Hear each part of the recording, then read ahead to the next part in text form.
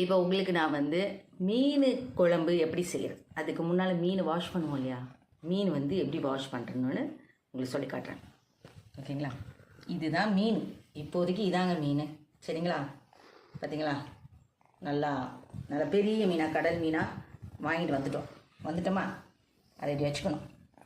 வச்சுட்டு முதல்ல தண்ணி ஊற்றி நல்லா கழுவணும். தண்ணி ஊற்றி கழுவிடுவோம். மீன் வந்து செத்த மீன்னா பிரச்சனை இல்லை, கொஞ்சம் உயிரோட மீனுனா கொஞ்சம் அடம் பிடிக்கும். கழுவணும். கழுவிட்டு இது வச்சுக்கணும். சரிங்களா? இந்த செல்லெல்லாம் எடுக்கணும்ல, செல்லாம் எடுக்கணும்னா நல்லா தரை வந்து கொஞ்சம் பரப்பரன்னு இருக்கிற தரையாக பார்த்துக்கிட்டு அந்த தரையில் வச்சுக்கிட்டு கர்ற கர்ற கர்ற கர்ற கர்ற கர்ற கர்றன்னு தேய்க்கணும். சரிங்களா? தேய்ச்சோம்னா இந்த செல்லெல்லாம் உழுதுடும்.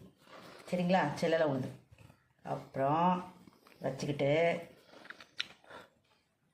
சைஸு பார்த்து வெட்டணும்.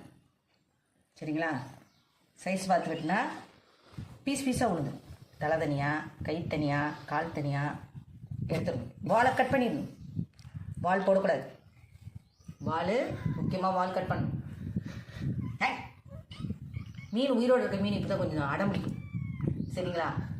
அதெல்லாம் பார்த்து அதுக்கப்புறம் கட்டினதை போட்டு வெட்டி வச்சாச்சு. கட் பண்ண மீனை நல்லா அலசி உங்களுக்கு பிடிச்ச மாதிரி குழம்பு வைங்க. நீங்க மீன் குழம்பு சாப்பிட நானா கிடைச்சேன்.